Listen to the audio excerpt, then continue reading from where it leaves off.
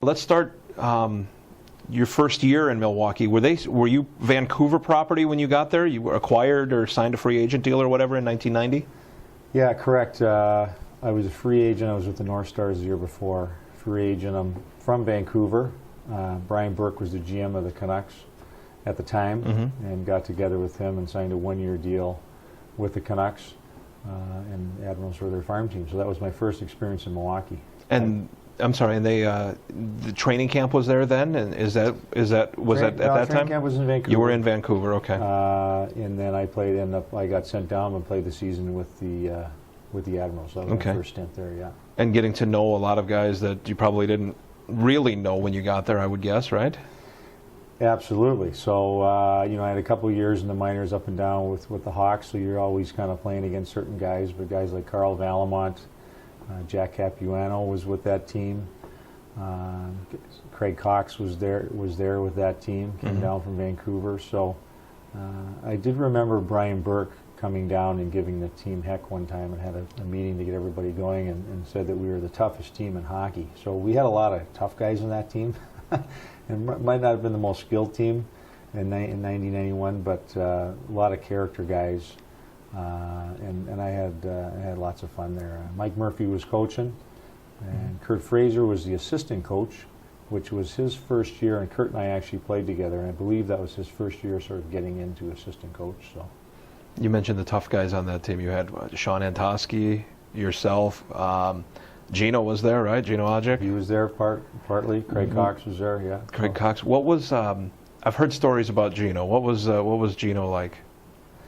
That was his first year, so seemed like he's a kid. Seemed like a good guy.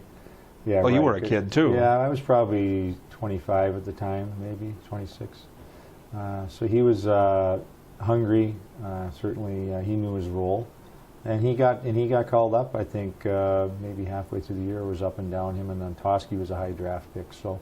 I certainly didn't have to do as much fighting on that team because we had some young guys that were pretty eager, and I remember at the time Peoria's farm team was very, or St. Louis's farm team was very tough with Peoria. They had Tony Twist there and Kelly Chase, so I think at the time there was some good rivalries. Now, you mentioned you didn't have to do as much fighting. Did you enjoy that? Yeah, when you win, it's certainly fun. Part about fighting is when you lose, and it's more your ego, I think, gets bruised than anything. Especially right. If you lose well, I guess did you enjoy not having to do the job as much? Yeah. Yeah, like I was fine. I was fine with my role. I was always a good two-way player. I played a tough role and protected my teammates and things like that. So it was nice. It gave you a little bit of the ability to on that year to contribute more offensively. Certainly. So. And then you mentioned the Peoria team. That's where you end up next, right? St. Louis Peoria. You end up in that organization. That's right. And I had a great playoff. We played the Rivermen. They went on to win the Turner Cup that year. But we took them to 6 or 7 games, I believe. I ended up getting 6 goals in that series.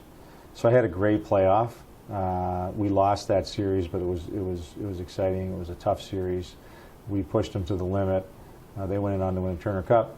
So there was a lot of scouts there, obviously, from St. Louis and things like that. We went deep in the playoffs, and so I ended up signing with the Blues for the night. I played with that organization the next 3 years, and ended up, up and down with Peoria. So, I mean, you ended up, and coming back to Milwaukee then, but you go from hating Peoria, and especially in a playoff series, and now it's vice versa pretty much. I mean, was it tough to turn a switch on, or did it matter just so long as the jersey was different?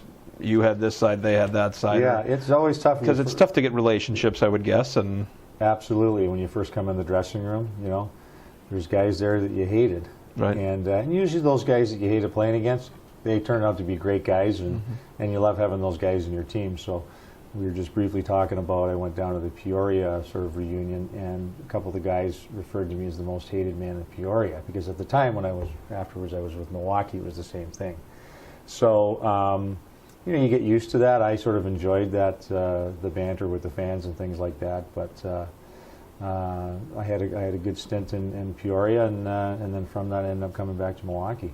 Well, being the most hated man, you mentioned that you kind of enjoyed it. things thrown at you, verbal assaults, I'm assuming. Yeah, lots of things said. And I always felt that if they're yelling at you and they're on you, I felt that I'm doing my job. So I'm obviously getting under the other team and the fans' skin. So that kind of got me going. I enjoyed that part of the game. Do you think players in general like being a villain? Like they, you know what I'm saying? Like they go, not necessarily that they have to be the toughest guy out there, but going into another building and being the guy that is the target of the fans there. I think some guys enjoy that, and I think some guys probably bring it on themselves and then don't enjoy it when they find out that they have to maybe stick up for themselves or things like that. But it's certainly a role that I was comfortable in my skin. When you come to an opposing team's rink, you go into those old places like Fort Wayne and places like that, and Muskegon back in the old days. Those are tough places to play. So you had to be ready, and I sort of enjoyed the excitement of that. When you came back to Milwaukee, where were you at? And Milwaukee obviously was an independent team at the time, right? So that was the big lure for a lot of guys, I suppose, to get back to the NHL as quick as possible. Mm-hmm. Yeah, I had a great stint in Peoria. One of the things after the 3 years with the Blues, I was a free agent. But I remembered my time in Milwaukee, that first year that we talked about in 1991. And the organization was great. Phil Whitliff was great to me. And so we got talking, and at that time, there were several players that came back. I know Gino was one of them. I believe Tony Herkus might have been one, Steve Tuttle. Mike Tomlak was another one. That league at that time got a little bit older, but each player on the team had some NHL experience. And so it was a spot that I had a great experience my first year, and so we decided to sign, and I signed for 3 years with Phil Whitliff and the Admirals. So. It's amazing to think that those contracts were there, isn't it? I mean, for an independent team to give out the 3-year deal as opposed to a year-to-year at the time. Yeah. Well, and I think it goes back to ownership, too. I mean, that whole league was going like that, and some of the owners got together, and, with the Pettits owning the team at the time, they were very generous. I know at one time they tried to get an NHL team, I believe. And that building, the Bradley Center, was really built for hockey at the time. So they were... there's some passionate fans up there, and I think they really wanted to make a statement, and we did. We had exciting teams then. Chicago shortly after came in the league, so that league really sort of, I think, blossomed into some bigger cities, and travel certainly got a little bit easier and things like that. What was it like to play there? I mean, it wasn't the NHL, but I asked this of Mike McNeil. It doesn't seem like you guys wanted for anything. It was NHL style when it came to how it was ran, from what I understand. Exactly right. I mean, it was first class. You started flying instead of busing, which made life a little easier. Going to some nice cities. The quality of the hockey, like I said, there was a lot of deep experience amongst not just the Admirals, but amongst other teams. And guys were still getting opportunities to go back to the NHL. I mean, Tony Herkus was a prime example of someone that spent 3 or 4 years back in Milwaukee, and had some great career stats, and he ended up going back to the NHL because of his experience, and ended up winning a Stanley Cup with Dallas, I believe. So those things were still sort of happening. I think that the players wanted to put themselves in the best position for that to happen at the time. Do you remember who you were playing with? I mean, did you have regular line mates for your time? Well, Fabian Joseph and myself and Mike McNeil were a line for a while. I played with... That had to be a hard line to play against. That had play with or against? Against the three of you guys. Oh, yeah. I joke saying play with, because we used to tease Fabian about he would always dump the puck in and bank it off the boards 3 times before making a play. So at that time we were at sort of a checking line. Yeah. Those guys were great penalty killers. I played a fair amount with Steve Tuttle. I was a left winger, he was a right winger. Mike Tomlak was someone I kept in touch with, came to the Admirals again. I was a big centerman. Mike and I used to room together for about 3 years, so we had lots of fun, and he was a character and a quality guy. So those are some of the guys that, and I played with Tony Herkus a little bit. Those are the guys at that era. Mr. and Mrs. Pettit, how often were they around? How often did you see them? Well, I do remember Lloyd coming in the dressing room. Like, I think they were up there. They had the box just about every game. But once or twice a year, he would come down, usually at the start of the year, welcome once we get kicked off of the regular season, and welcome the players in the dressing room and talk. But I do remember him coming down once or twice a year, and maybe he was unhappy with the performance of the Admirals and sort of giving everybody a kick in the butt in a nice way. But he was very passionate. And it was great to see as a player, to see the owner come down and care about the team and the direction of the team, and would talk through a couple of stories in his experience and try to get guys motivated. So you guys all knew who he was, right? I mean, his resume coming into this situation. Absolutely, shot in the goal. Yeah, exactly. So, but when he comes down, that's something that didn't happen everywhere. You didn't have a real, not that you had a real relationship, but you never really saw anybody else do that. Yeah, no, not from an owner's perspective. Yeah. I want to talk about a couple of guys you played with, and you mentioned Mike McNeil, but what was it like to play with him, and what kind of player was he? Well, Mike was, boy, if you had to describe him, he had a great work ethic, great person. Mike was. I think Mike led by example sort of on the ice. He wasn't a vocal guy in the dressing room. He was kind of quiet. So we had lots of the guys that were loud and loved to talk. So I think if you think of Mike, he really represented the game well. He was a two-way player. He was very unselfish. And I think his actions, his leadership came out, again, just by setting an example. He lived a healthy life, off the ice and on the ice. And so I think when you're around Mike, he led by example that way. But he was he didn't say a lot, but again, boy, he worked hard. He was a guy that really put block shots. I just remember being a penalty killer. He'd throw his whole body in front of those shots and stuff like that. So never complained. Came ready to play every day. About Carl Valamont? Duke. Carl was a guy that, when I first came to the team, I'm from the West Coast, and he's from the East Coast in Boston. So at first I wasn't sure about him. And he was hanging out with the Boston guys and Capuano and these guys. So it took me to about Christmas to really start to like Carl. He knows that. I tell him that all the time. So we have we've been friends ever since. Like I said, I just talked to Carl this morning. We've stayed in touch. If I get up to Milwaukee, he's one of the guys I first give a call to, and we get together. But Carl was when I think of Carl Valamont, I think of a guy that, he sort of speaks his mind. He doesn't beat around the bush. He sort of tells it like it is, and I'm one of those guys that kind of likes that. And he was I remember a fabulous skater. He played defense, a good two-way player. He could throw up some offensive numbers, but he was a very graceful skater. Probably one of his biggest strengths. When you see guys like that, are you kind of surprised that there wasn't more of an NHL career with some of these guys? It's everyone's, whether they get their chance or whether there's opportunities, maybe you weren't with the right franchise at the time. Who knows?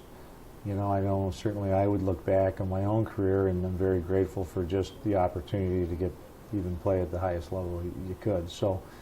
It's easy to sometimes sit back and say, well, geez, it would have been nice to play another couple hundred more games, or, made this amount of money or that amount of money and been in this team or that team. But I think now that most of the guys, you really look back, and I think we're all pretty grateful for what we have. But it's tough. I think that and today it's no different back then. It's you got 6 defensemen on a team, and sometimes it can be luck. It could be an injury that gets you called up, and when you do get called up, boy, you really got to play well. There's always someone ahead of you, and there's always someone behind you. So if you're in the big club, there's 6 defensemen in the minors, and there's six defensemen playing junior, and 6 guys they've drafted. So it's very competitive, and I think being out, one of the things I've learned about being in the real world is I draw a lot from my hockey experiences. That was probably the most pressure I think that I've ever been at, is playing hockey, because the spotlight is constantly on you. Whether it's in practice, whether you're at the games, whether it's fans or scouts or ownership, you're constantly under the microscope. So you can't go and have 2 weeks of playing bad. Right. So it's day by day, and you're competing within your team. You mentioned Mike McNeil, myself, Gino Cavallini. We were 3 left wingers. And we all played in the same team. We all got along, but you're competing for ice time. So even amongst your teammates, so it's highly competitive. When you came back, and obviously you met him several years before, but you dealt with Phil, I'm assuming, when you came back. Yeah. What has Phil meant to you over the years? When I think of Phil Whitliff, boy, he did some things opposite that maybe some other coaches did. And I really enjoyed at my stage in my career that we came in. We had some older guys in that team. We talked about like Cavallini, myself, and Herkus, some guys with a lot of experience. Steve Tuttle that had NHL experience. And he brought us in, and he let the guys have fun. And he took the guys out for lunches. He really encouraged us to just, we sort of ran the dressing room, I think. And he sort of steer guys in the direction, I think, of success, or try to put the pieces together of where you can have success. So he was great to the guys. Like, I think at that time, the guys look back, and he treated us great. And like I mentioned, Lloyd Pettit and Phil, and that's the reason I went back to the Admirals. He really treated the players with respect, and I think he treated us how he would like to be treated. So he wasn't a tough coach in a sense that he's going to be, in as far as being disciplined, but he put the trust in the players. Now, if you broke his trust, then you got a problem, right? And things like that, So, you didn't want to upset Phil, and I've seen him man a couple of times. He threw the. We used to have on that ping pong table the cheese platter and dessert platter after the games. You'd come in, and one time he took that platter and he chucked it halfway across the room. So we've seen him lose his temper. But I really remember he treated the families. Some of the guys even at that time had some young kids, or maybe were. But he treated the families right. He used to take the guys down to opening day at the Brewers, and we tailgate down there. So he did a lot of things like that. Mm-hmm. So one of the things I felt that was one of his better strengths is we had a close team. We had a lot of chemistry in that team. Sometimes when things weren't going well, we might go out for a team lunch, and he'd take everybody out and get the guys together, because it's easy after practice everybody to go their own way. Right. When things are getting tough. So we really I think he did a good job of that. So that's one of the things I think about Phil. We had lots of fun and treated the guys with respect. And I think the guys play, when you do that, you play hard for your coach. Was it your first year back, 94, 95? Was that the year you guys were pretty close to going all the way there, right? Yeah. I got to imagine that the end of that season stung a little bit. Yeah, that was against so we went to the conference finals.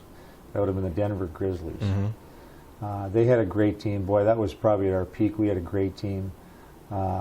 We went to Denver. They had home ice advantage, and I think the altitude hit us a little too hard the first 2 games, so we didn't do well. Mark LaForest was another classic name that we played with. Boy, there's another character. And so we lost that series. They went on to win the Turner Cup. So that was probably the closest when I was with the Admirals. Mm-hmm. And Phil had built. I remember Lloyd coming in on that trip. Lloyd and Phil were very unhappy. We lost that first game, and we weren't prepared. We went in there, and we had a great playoff run, and we got beat by a better team. They went on to win the Turner Cup. So that one kind of stung.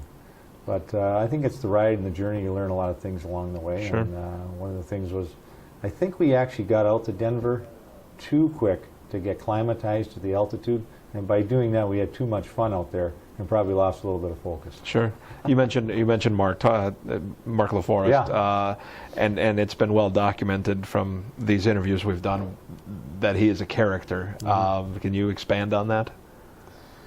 Well, that was my first experience when he came to Milwaukee. So he was a guy, he didn't look like an athlete, he had long hair, he was smoking. A lot of the guys didn't smoke. He'd be smoking between the periods, stuff like. So I'm like, Trees. His nickname was Trees. So, and he used to frustrate. And he was a stand-up goalie. So, with all the butterfly goalies, he was a stand-up goalie. He was old school, and he was a fantastic goalie. And he was at the end of his career. Mm-hmm. But the nicest guy in the world. nothing seemed to bother him, not a care in the world. Great to all the players. So he was a fun guy to have on the team.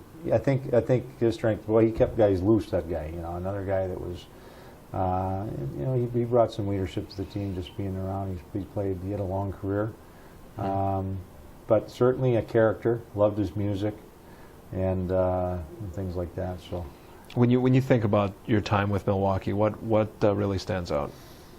Well, a couple things. Boy, my kids were born there. So 1996, I had twins. Phil Whitliff was a part of that. Let me fly back to Seattle. My wife and I were having some problems at the time, and Phil gave me a week off. I went out to Seattle, and we had these miracle babies right in the middle of training camp. And so they're 16 now. The kids' godparents are up there. So not just through my hockey experience.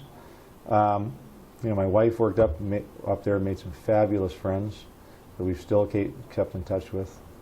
The godparents are up there, the kids were born up there. So we still have a connection to Milwaukee, and we have a lot of history. We're not too far away. So I really, outside of the hockey, I think some of my, it just ties in. We just had a great experience. As far as playing, I think of the camaraderie of some of the players. Again, like Gino Cavallini and I, we're still friends. I talked to Carl Valmont. We talked about Mike Tomlak and these guys. So, relationships are tough. You still gotta. We didn't have the internet and all that stuff we had back then. So I think there's a bit of a gap now. Guys are even getting more reconnected. Dougie Agnew, I've stayed in touch with. Guys like that with the Admirals. So. I think a lot of it's the relationships that you make. That just because you played there a couple of years, it's just not all about hockey. I've felt that I've got some deeper and good relationships, even though hockey's been over. So, and I think the other thing is hockey really shaped sort of who I am. I mentioned how competitive it is. I've applied a lot of the things I've learned in hockey to what I do today. And explain what you're doing. Sure. So I'm a regional manager. I work for a company out of Vancouver. Called New Heat, and we manufacture electric radiant heat, and we warm up tile and stone floors, and we freeze protect homes and buildings as well. So the Canadian company from my hometown, I was very lucky. We have an office here in Chicago and one in New York, and so I'm running a sales team, kind of like being a general manager. I'm running a sales team of a bunch of sales guys in the Midwest and Ontario, Canada. So do a little bit of travel. That's been healthy for, I think once you retire from hockey, and my wife still is, hey, when's your next road trip? So once in a while I'll go away for a couple of days, so that's where, I was used to doing that.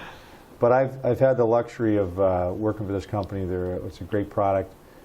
We've got several customers in Milwaukee, for example, and they're a big hockey company too up there. They're crazy Canucks fans. So we have a lot of banter with back and forth, especially when the Hawks won the Stanley Cup. Right. So I get to go home a couple times a year. I still have my family out there. My sister and my parents live out there. But really, Chicago's my home now. We love it here. My wife was from Chicago. And, we talked, my career was in Milwaukee, a lot of my career, a little bit in Peoria with the Blackhawks, and I played in the North Stars. But the Midwest I always felt was sort of calling me home. And we decided to stay in the Midwest, and we love it. And you are active, you mentioned the Blackhawks, you're active with the alumni group there. Yeah, so I'm a board member of the Blackhawks alumni. We have a very strong alumni here. I think one of the strongest in the National Hockey League. So we raise money for high school hockey players for scholarships so they can go on to college. We're partners with Ronald McDonald House. We've raised money in partnership with firemen and policemen, Chicago Firemen and Policemen Widowers Fund. So there's a lot of different things that we've got going on. So that's been a real, the alumni is kind of like a second family. Boy, there's doesn't matter how many games you played, who you are. It's just like any sort of hockey family. So I've gotten involved in that here. We do a lot of great things. And like I said, we've got a lot of close relationships, and it's a very strong alumni. Real quick, I mean, when you started your career, was there a wow, this is awesome moment when maybe your first NHL game, or you see Tony Esposito, or Tony Esposito or something? I mean, what would be a moment like that for you? Well, I guess maybe two. One was when I first walked into the old Chicago Stadium. We took the bus from the hotel. That was my first training camp, and I walked in. So you're there in the morning for a 9 or 10 o'clock a.m. skate, and the stadium's empty, and you just got a chance to walk up to the ice and look at the the building right. and the red seats, and it's empty. And then you look back there, and there's the organ. And so you really got a sense of the wow that, geez, okay, I'm going to be stepping on the ice here in an hour, and this is the National Hockey League, and just the magnitude of the building and just sort of the feel of the building. Absolutely. I remember really hitting me. Another one for me was one of my growing up, I was a real Montreal Canadian fan. The Canucks at the time were not very good. And so back in the 70s. So I was a huge Guy Lafleur fan. He retired for 4 years, came back with the Quebec Nordiques. And so I was at the North Stars, and we played them. And I'm a left winger, and he's a right winger, and so I lined up against Guy Lafleur. So as a boy, you're a hero growing up. And normally I would sort of get in there and line up beside the guy and try to muscle my way in there in the face-off. And I stood about a foot and a half away from him, and just, and just sort of let him do his thing. And I kept trying to looking at him, and I actually it's probably the only guy ever had an opportunity. They run the puck around the boards, and they're in, and I come barreling down. That, geez, I can run over Guy Lafleur here. And so I sort of put the brakes on and sort of stopped beside him, and he made a little pass, and I back-checked all the way back down and about a couple feet away. So anybody else that would have ran over, yeah, I don't know. He probably didn't know who I am. But I thought that was an interesting. I just remember lining up and having the feeling of, wow. Were you conscious of that reverence? I mean, were you that this was? Oh man, I got to stop. Yeah, I just did. I don't know. I just couldn't do it. I couldn't hit the guy. So. That's probably the only time I would say that, but I couldn't do it to him. Did anybody, did Pierre Paget or anybody, did they know that? No, I don't think they knew. That you held him in such high esteem? I don't know if they knew. Yeah, I think everybody probably did. I wasn't the only guy. Right, everybody probably did. He was a skater, and no one seemed to hit him. So, so that was kind of a neat moment for me. Yeah.